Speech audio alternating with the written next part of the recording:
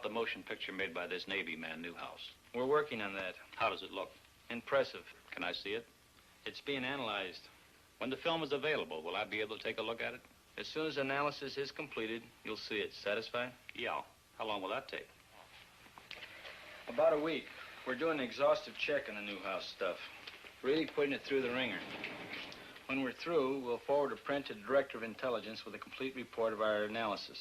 Fill me in on Newhouse. Would you consider him a qualified observer? He rates as a top flight observer, an extremely competent one. Immediately upon getting word of his sighting, he dispatched an investigator from Travis Air Force Base to interrogate Newhouse. The exact date of his sighting was July 2nd at 11 a.m., Mountain Standard Time. I was driving on U.S. Highway 30 South with my wife and our son Delbert and our daughter Ann. We were on our way from Washington, D.C. to Portland, Oregon on vacation before reporting to my new duty station at the Aviation Supply Depot, Naval Supply Center, Oakland, California. About 7 miles after we passed through Trail Mountain, Utah, my wife noticed a group of objects in the sky which she could not identify. I pulled over to the side of the road, stopped, got out, looked up and saw the objects. There were about 12 of them in a rough formation proceeding in a westerly direction. They were like nothing I'd ever seen before, although I've logged some 2,000 hours in the air. They were identical in appearance. How would you describe these objects? Like two saucers, one inverted over the other. I had no means of judging the altitude. It appeared to me to be about the size of B-29s at 10,000 feet. Did you photograph them immediately? I watched the objects for a few moments before getting my camera out of the suitcase. Then I lost more time getting film out of the second suitcase and loading the camera. When I first saw the objects, they were almost overhead. By the time I had the camera ready to go, they had moved to a considerably greater distance. What kind of a camera did you use? A 16mm Bell & Howell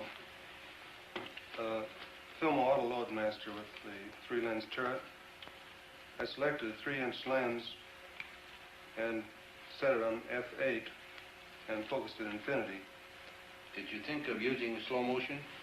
No, the camera was set on 16 frames per second, and in the excitement of the moment, I didn't think to shoot at a greater rate, although that would have improved the coverage. I centered the viewfinder on the objects and made the first shot. Then I decided that if the sky were darker, the objects would show better. So I stopped the lens down to f16 and continued photographing. This proved to be a mistake, as the quality of the film would have been better had I left it at f8. Did these objects remain together in a group at all times?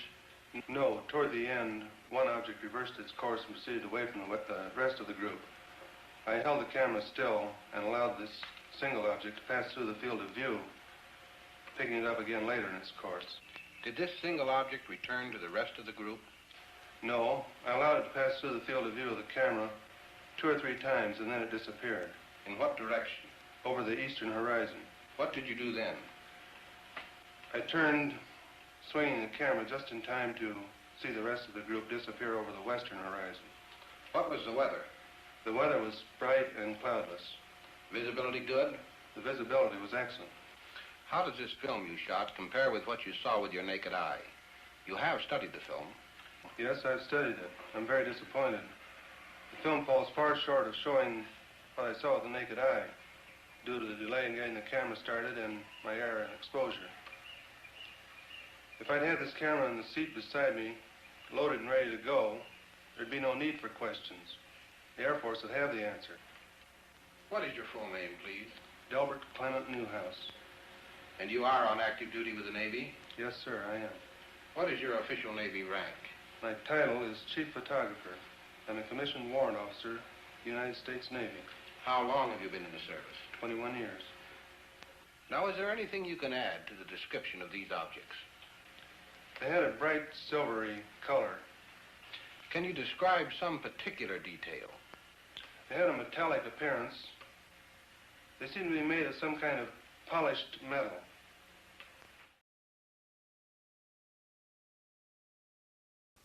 I spent a full week in Dayton.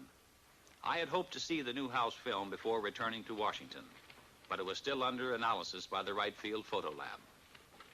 When the analysis was completed, the film was taken by an Air Force courier and hand-carried to Washington to be viewed by the Director General of Air Force Intelligence.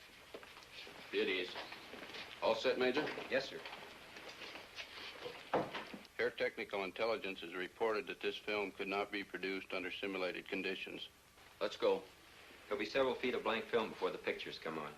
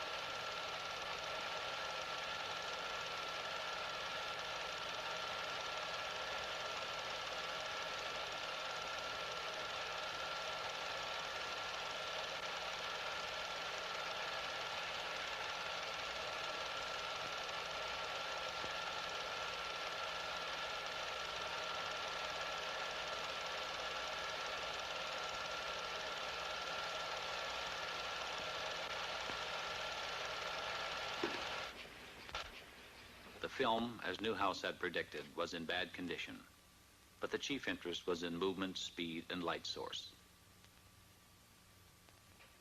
After a moment, the general asked to see it again.